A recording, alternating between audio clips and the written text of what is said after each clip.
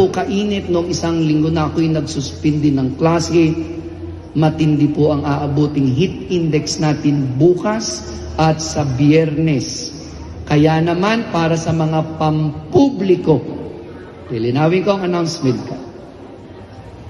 Para sa mga pampublikong paaralan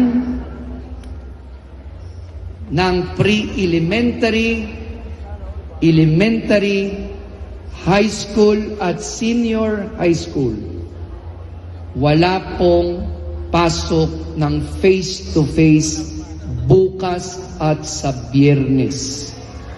Bukas at sa Biyernes. Ulitin ko ang announcement para malinaw. Sa lahat ng pampublikong paaralan, pre-elementary, elementary, high school at senior high school, wala pong